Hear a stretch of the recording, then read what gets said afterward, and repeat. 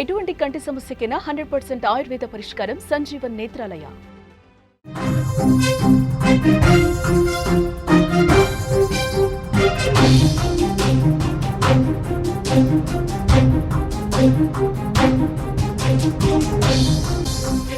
Breaking news చూస్తున్నాం. గురుకులాల్లో food poison కలకలం రేపుతోంది. 3 గురుకులాల్లో ఫుడ్ పాయిజన్ అయింది. అనేక మంది విద్యార్థులు అస్వస్థతకు గురయ్యారు. ఆసిఫాబాద్, ఖమ్మం, భూపాలపల్లిలో ఈ ఘటనలు జరిగాయి. తల్లిదండ్రుల్లో ఆందోళన పెరిగింది. ఆహార నాణ్యతపై తల్లిదండ్రుల్లో అనుమానాలు వ్యక్తమవుతున్నాయి. తెలంగాణ రాష్ట్ర వ్యాప్తంగా గురుకుల పాఠశాలలు, ఆశ్రమ పాఠశాలలో చదువుతున్న వేలాది మంది విద్యార్థుల తల్లిదండ్రులు ఇప్పుడు తీవ్ర ఆందోళనలో ఉన్నారు. తమ పిల్లలకు మెరుగైన భవిష్యత్తును అందించాలనే ఆశతో కంటికి రెప్పలా చూసుకోవాల్సిన వాళ్ళని దూరంగా ఈ గురుకులాలకు పంపిస్తున్నారు. కానీ ఈ విద్యా సంస్థలు ఇప్పుడు విద్యార్థులకు కనీస భద్రత కల్పించలేకపోతున్నాయా అన్న ప్రశ్న తలెత్తుతోంది. వరుసగా జరుగుతున్న ఫుడ్ పాయిజన్ ఘటనలు, నాణ్యత లేని ఆహారం, అపరిశుభ్రమైన వసతి గృహాలు, వైద్య సదుపాయాల కొరత, ఇలాంటి సమస్యలను తల్లిదండ్రులకి నిద్ర పట్టనివ్వటం లేదు. తమ పిల్లలు అసలు క్షేమంగా ఉన్నారా, ఏ క్షణాన ఏ వార్త వినాల్సి వస్తుందన్న భయం వాళ్ళని వెంటాడుతోంది. నిన్న ఒక్కరోజే తెలంగాణలో 3 వేర్వేరు గురుకులాల్లో ఫుడ్ పాయిజన్ ఘటనలు జరిగాయంటే పరిస్థితి ఎంత దారుణంగా ఉందో అర్థమవుతుంది. గురుకులాల్లో ఎలాంటి పరిస్థితులు ఉన్నాయో అర్థమవుతుంది. ఎలాంటి నాసిరకమైన ఫుడ్ పెడుతున్నారో అర్థమవుతుంది. అక్కడ గురుకులాల్లో, హాస్టల్స్లో ఎంతటి నీచమైనటువంటి అక్కడ అపరిశుభ్ర వాతావరణం ఉందన్నది కూడా చాలా స్పష్టంగా విజువల్స్ చూస్తుంటే మీకు అర్థమవుతుంది.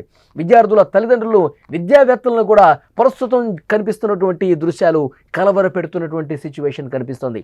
నిన్న కుమరం భీం, ఆసిఫాబాద్ జిల్లాలోని రెబ్బెన గురుకుల పాఠశాల పిల్లలు సాయంత్రం భోజనం చేసిన తర్వాత విద్యార్థినులు కొంతమంది కడుపు నొప్పి, వాంతులు, వికారంతో తీవ్ర భయాందోళనకు గురయ్యారు. అసలు ఫుడ్ పాయిజన్ జరిగితే అసలు బతికి బయటపడతామా అన్న పరిస్థితులు అక్కడ విద్యార్థులకు కనిపిస్తున్నాయి, తల్లిదండ్రులకు కనిపిస్తున్నాయి. పాఠశాల సిబ్బంది వెంటనే స్పందించి బాధితులను సమీపంలోని ఆసుపత్రికి తీసుకెళ్లారు. ప్రాథమిక చికిత్స అనంతరం విద్యార్థుల ఆరోగ్యం నిలకడగా ఉందని చెప్పి వైద్యులు చెప్తున్నప్పటికీ పరిస్థితి చేయి దాటిపోతే ఏంటి సిచ్యువేషన్? ఆహారం మరీ కల్తీ అయిపోయి, కలుషితం అయిపోయి, తేలలేని పరిస్థితి. ఒక విషపూరితమైనటువంటి ఆహారం పెడితే ఆ పిల్లలు బతకగలుగుతారా? ఆ పిల్లలు ఆ ఆహారాన్ని తిని అనారోగ్యం పాలైపోయి ఆసుపత్రుల్లో చికిత్స పొందుతూ ఏమైనా ప్రమాదకర పరిస్థితులకు వెళ్ళిపోతే ఆ చిన్న పిల్లలకి ఇంకేమైనా జరుగుంటే ఎవరు బాధ్యత తీసుకుంటారు? ఇక రెండో ఘటన ఎక్కడ జరిగింది? ఖమ్మం జిల్లాలోని కల్లూరి గిరిజన ఆశ్రమ పాఠశాలలో జరిగింది. పాఠశాలలో దాదాపు 10 మందికి పైగా విద్యార్థులు ఫుడ్ పాయిజన్ బారిన పడ్డారు. రాత్రి అన్నం తిన్నారు. ఆ తర్వాత తీవ్రంగా వాంతులయ్యాయి, విరేచనాలయ్యాయి. వెంటనే వైద్యుల్ని రప్పించి ఆన్ ది స్పాట్ చికిత్స అందించారు. కొంతమంది విద్యార్థుల పరిస్థితి చాలా తీవ్రంగా ఉంది. వాళ్ళని మెరుగైన వైద్యం కోసం కేంద్ర ఆసుపత్రికి తరలించారు, జిల్లా కేంద్రానికి తరలించారు. ఆశ్రమ పాఠశాలల్లో నాణ్యత లేని ఆహారం, అపరిశుభ్రమైనటువంటి వాతావరణం ఇలాంటి ఘటనలకు కారణమవుతున్నాయని స్థానికులు కూడా విమర్శిస్తున్న పరిస్థితి. ఎంత దారుణమైనటువంటి పరిస్థితులు ఉన్నాయో ఒక్కసారి చూడండి.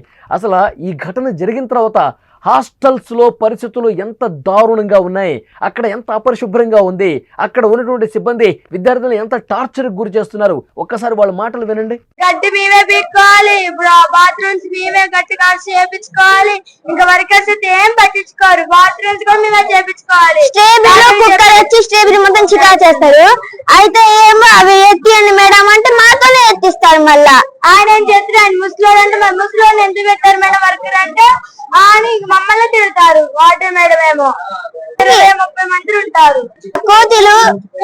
కోతులు అసలుకి గోళ్ళ గురించి చెప్తేనేమో ఒక్కరు పట్టించుకోరయ్యా, మేమే క్లీన్ చేసుకోవాలి. ఆ పాములు వచ్చినా ఎవరు పట్టించుకునే వాళ్ళు ఉన్నారు. ఒక రోజు అమ్మకి ఇక్కడ తేలుకుంటుంది, ఇంటికి పంపించలేదామని ఇట్లానే కూర్చోబెట్టారు. ఎవరికేమొచ్చినా ఇట్లానే కూర్చోబెట్టాలి కానీ ఒక్కరు ఇంటికి అలా పోని ఎవరు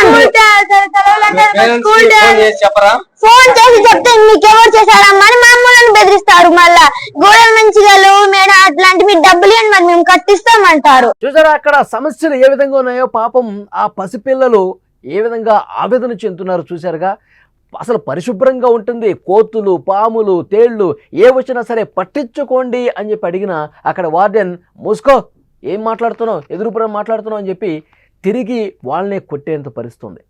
వాళ్ళు ఆ పిల్లలు మాట్లాడుతుంటే వాళ్ళు ఎన్ని బాధలు పడుతున్నారో హాస్టల్స్లో ఉండి సరిగ్గా ఫుడ్ లేక అపరిశుభ్ర వాతావరణం. ఆ విజువల్స్లో చూస్తే మీకు కనిపిస్తుంది ఎంత చెత్తగా తయారైంది. మరి అలాంటి అపరిశుభ్ర వాతావరణం ఉంటే, ఆహారం కలుషితమైనటువంటి ఆహారం పెడతా ఉంటే అనారోగ్యం పాలుగాక ఏమవుతారు, ఆసుపత్రికి పాలు కాకుండా ఏమవుతారు? ఇక జయశంకర్ భూపాలపల్లి జిల్లా మొగుళ్లపల్లి మండలంలోని కొరికిశాల కస్తూర్బా గాంధీ బాలికల విషయంలో కూడా ఇలాంటివే జరిగినాయి. ఉదయం టిఫిన్ చేశారండి, అనంతరం చాలామంది బాలికలు తీవ్రమైన కడుపు నొప్పితో కడుపు పట్టుకొని రోధించారు, వికారం వాంతులతో బాధపడ్డారు. వెంటనే అక్కడ హుటాహుటిన అధికారులు అక్కడ విద్యాలయాన్ని సందర్శించారు. బాధితుల్ని సమీపంలోని ప్రభుత్వ ఆసుపత్రికి తీసుకెళ్లారు. వాళ్ళు వెంటనే వారికి చికిత్స ప్రస్తుతం కొనసాగుతుంది. చాలా అంటే చాలా దారుణమైనటువంటి పరిస్థితులు కనిపిస్తున్నాయి. గురుకుల పాఠశాలల్లో ఇలాంటి ఘటనలు గత కొద్ది కాలంగా తెలంగాణ రాష్ట్రంలో జరుగుతున్నాయి. గత నెల రోజుల వ్యవధిలోనే కేవలం ఫుడ్ పాయిజన్ ఘటనలే కాకుండా విద్యార్థులు అనారోగ్యం పాలవుతున్నారు. వసతుల లేమి, సిబ్బంది కొరత, ఇలాంటి దుర్మార్గమైనటువంటి పరిస్థితుల్లో అక్కడి విద్యార్థులు చదువుకోవాలంటే ఇంకా వాళ్ళు చదువు మీద ఏం దృష్టి పెడతారు? అసలు వర్షాకాలం వచ్చిందంటే అక్కడ పరిస్థితులు ఎంత దారుణంగా ఉంటాయి. వర్షాకాలం ప్రారంభమైన తర్వాత పారిశుద్ధ్య సమస్య, ఆహార భద్రత విషయంలో మరింత అప్రమత్తంగా ఉండాలి. వాటర్ ఏ విధంగా వస్తున్నాయి, కలుషితమైన వాటర్ వస్తున్నాయా, మంచినీళ్ళు సరిగా వస్తున్నాయి లేదా, ఇవన్నీ కూడా సంబంధిత అధికారులు, అక్కడ ఉన్నటువంటి టీచర్స్ కావచ్చు, వార్డెన్లు కావచ్చు, వీళ్ళందరూ కూడా చాలా స్పష్టంగా పరిస్థితులన్నీ కూడా అంచనా వేయాలి. అక్కడ పిల్లలకి సరిగ్గా అన్నీ అందుతున్నాయా లేదా చెక్ చేయాల్సిన అవసరం ఉంది. కానీ ఇవేమీ పట్టించుకోకుండా విద్యార్థులు అక్కడ చదువుతున్నటువంటి పిల్లల ఆరోగ్యాన్ని గాలి కుదిరేస్తున్నారు. మెరుగైన వసతులు కల్పించాలి, పరిశుభ్రమైనటువంటి పరిస్థితులు అక్కడ కల్పించాలి, అలాగే నాణ్యమైన ఆహారం అందించాలి, పటిష్టమైన చర్యలు తీసుకోవాలని విద్యార్థుల తల్లిదండ్రులు, ప్రతిపక్షాలు డిమాండ్ చేస్తున్నా ఎక్కడా ఎవరు పట్టించుకున్న పాపన పోట్ల. విద్యార్థుల భవిష్యత్తును దృష్టిలో ఉంచుకొని అధికారులు మరింత బాధ్యతగా వ్యవహరించాలని కోరుతా ఉన్నారు. ఇంకొంతమంది బాలికలు ఏం మాట్లాడారో ఒక్కసారి చూడండి. అక్కడ పరిస్థితులు ఎంత దారుణంగా ఉన్నాయన్నది కూడా వాళ్ళ మాటలను చూస్తే అర్థమవుతుంది. ఫుడ్ పాయిజన్ అయింది. మన టిఫిన్ తిని పడుకుంటే నీరసంగా ఉన్నాయి. మేడం దగ్గరికి వెళ్తే మేడం తిట్టారు మమ్మల్ని. తిట్టి ఏమైందని అడిగితే మేడం ఇట్లా వాంతింగ్స్ అవుతున్నాయి అంటే మీకు సెలవులు వస్తున్నాయి కదా అని వాంతింగ్స్ అవుతాయి అని చెప్పారు. చెప్తే మేమందరం వెళ్ళి చిన్న కూర్చుంటే వాంతింగ్స్ 2 సార్లు అయినాయి. ఆ తర్వాత నాకు ఇంకొక అమ్మాయికి ఆయాసం వచ్చి పడిపోయాను. హాస్టల్ తీసుకొచ్చి ఇక్కడ పెట్టారు హాస్పిటల్. అంతకు ముందు రోజు ఏమో తిడుతున్నారు మమ్మల్ని, ఫుడ్ బాగోట్లేదని చెప్తుంటే తిడుతున్నారు మమ్మల్ని. చాలా రోజులు బట్టి ఉంటుంది, 6 నుంచి అట్లే ఉంటుంది. చెప్పాము చాలా విలేకరులు వస్తే వాళ్ళకి చెప్పాము. మేము చెప్తే 15 వారానికి ఇచ్చారు. అది ఆసుపత్రిలో చికిత్స పొందుతున్నటువంటి ఒక విద్యార్థిని చెప్పిన మాటలు. అసలు ఆహారం బాగుండట్లేదు, అసలు పరిస్థితులు అక్కడ ఏం బాగుండట్లేదు, అపరిశుభ్రత కనిపిస్తూ ఉంది, మాకు ఇట్లా ఫుడ్ పాయిజన్ అయినట్టు అనిపిస్తుంది, వామిటింగ్స్ జరుగుతున్నాయి, విరేచనాలు అవుతున్నాయని చెప్పి అక్కడ ఉన్నటువంటి వాళ్ళకి చెప్తే తిరిగి వీళ్ళనే క్వశ్చన్ చేసే పరిస్థితి ఉంది. నీకు సెలవులు కావాలి కాబట్టి ఇలాంటి నాటకాలు ఆడుతున్నారని చెప్తున్నారు. ఎంత దారుణం చూడండి. అక్కడ స్పందించే విధానం కూడా చాలా అంటే చాలా దారుణంగా ఉంది. అక్కడ ఇంకా ఆందోళన చేస్తూ ఉన్నారు విద్యార్థులు. మాకు సరైన ఫుడ్ పెట్టండి, అంతా పరిశుభ్రంగా ఉంచండి, మాకు ఇక్కడ సౌకర్యాలు సరిగా లేవు, ఇవన్నీ గత కొన్నాళ్ళుగా మొత్తుకుంటానే ఉన్నారు. తెలంగాణలో ఎలాంటి దుర్భరమైనటువంటి పరిస్థితులు గురుకుల హాస్టల్స్లో కనిపిస్తున్నది ఒక్కసారి చూడండి. వాళ్ళు ఆందోళన చేస్తున్నారు, ఒక్కసారి విందాం మనం.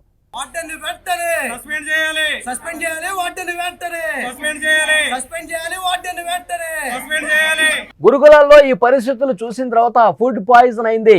ఫుడ్ తిన్న తర్వాత ఒక దగ్గరేమో మార్నింగ్ టిఫిన్ చేసిన వెంటనే అక్కడ ఎఫెక్ట్ అయ్యారు విద్యార్థులు.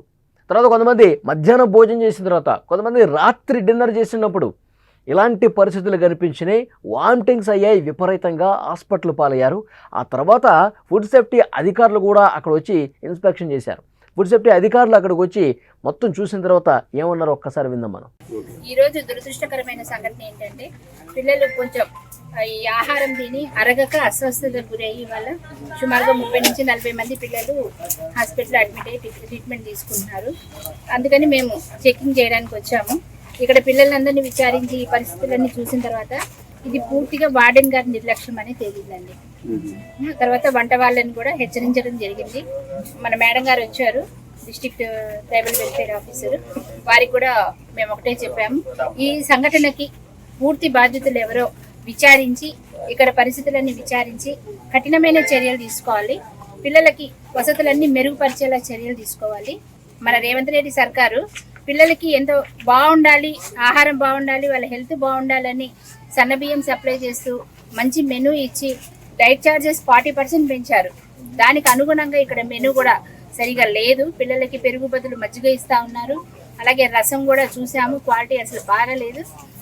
ఈ సంఘటనకి ఎవరైతే బాధ్యతలు వహిస్తారో వాళ్ళ మీద అయితే కఠిన చర్యలు ఉంటాయి. ఈ ఫుడ్ సేఫ్టీ అధికారులు కూడా ఎప్పుడో ఒకసారి ఈ విధంగా జరిగినప్పుడు, ఆ విద్యార్థుల్లో అస్వస్థతకు గురైనప్పుడు, ఆసుపత్రుల్లో సెలైన్ బాటిల్ ఎక్కించుకుని చికిత్స పొందుతున్నప్పుడు, ఇలాంటి సందర్భంలో వచ్చి తూతూ మంత్రంగా అక్కడ ఒకసారి చెక్ చేసి సరింతా సరిగా ఉండాలి, సవ్యంగా ఉండాలని చెప్పి వాడిని తప్పో ఇంకొకరు తప్పో అని చెప్పేసి వెళ్ళిపోకుండా కనీసం నెలకి ఒక్కసారైనా ఆయా గురుకులాల్లో హాస్టల్స్లో ఎలాంటి పరిస్థితులు ఉన్నాయనేది కూడా ఒకసారి చెక్ చేయాలి, ఇన్స్పెక్ట్ చేయాలి.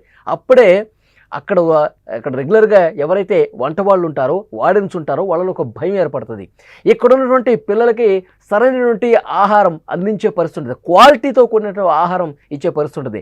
నాసిరకమైనటువంటి ఆహారం ఇవ్వాలంటే భయపడే పరిస్థితి ఉంటుంది.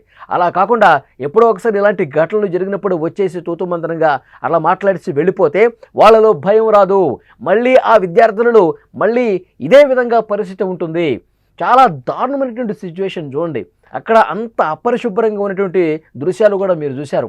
అసలు వంట చేసే ప్రదేశం అయితే చాలా దారుణంగా, అక్కడ బొద్దింకలు కనిపిస్తూ ఉంటాయి, అక్కడ బల్లులు తిరుగుతూ ఉంటాయి, అక్కడ చిన్న చిన్న పురుగులు కూడా అక్కడ ఆ ప్లేట్స్ మీద తిరుగుతూ ఉంటాయి. ఎంత దారుణం చూడండి. దానివల్ల ఫుడ్ పాయిజన్ కాకుండా ఏం జరుగుతుంది, ఇంకా నాసిరకంగా వాళ్ళు వండే విధానం కూడా ఉంటుంది. ఇవన్నీ ఈ పరిస్థితుల్లో మార్పు రావాల్సినటువంటి అవసరం చాలా స్పష్టంగా ఉంది. ఒకే రోజు 3 ప్రాంతాల్లో ఫుడ్ పాయిజన్ జరిగిందంటే తెలంగాణ గురుకులాల్లో, హాస్టల్స్లో ఎలాంటి దారుణమైన పరిస్థితులు అంటే పిల్లల భవిష్యత్తుతో ఆడుకునే పరిస్థితి. ఫుడ్ పాయిజన్ ఎక్కువైపోయి విషపూరితమైనటువంటి ఆహారం నిజంగా వాళ్ళు తీసుకుని వాళ్ళ పరిస్థితి ఏంటి? ఆసుపత్రిలో ఏదైనా జరగాలన్నది జరిగితే ఆ తల్లిదండ్రులకు ఏం సమాధానం చెప్తారు? ఇదా ఇంత దారుణమైనటువంటి పరిస్థితులు. నిజంగా సంబంధిత అధికారులు నెలలో కనీసం ఒక్కసారైనా ఇన్స్పెక్షన్ చేయాలి. ప్రతి హాస్టల్ని తిరిగి అక్కడ పరిస్థితులు అంచనా వేయాలి. అక్కడ చదువుకుంటున్నటువంటి చిన్న పిల్లలు వాళ్ళ అభిప్రాయాల్ని సేకరించాలి. వాళ్ళకి సరిగ్గా అందుతుందా లేదో చూడాల్సినటువంటి అవసరం ఉంది. సరైన ఫుడ్ పెడుతున్నారా లేదా, క్లీనింగ్ సరిగ్గా జరుగుతుందా లేదా, మీకు సౌకర్యాలు సరిగ్గా ఉన్నాయా లేదా, ఇవన్నీ నెలకి కనీసం ఒక్కసారైనా సంబంధిత అధికారులు అక్కడ ఇన్స్పెక్షన్కి వెళ్ళాలి, అన్నీ పరిశీలించాలి. ఏవైనా బాగలేకపోతే హుటాహుటిన చర్యలు కూడా తీసుకోవాల్సినటువంటి అవసరం ఉంది. అప్పుడు మాత్రమే పరిస్థితుల్లో మార్పు వస్తుంది.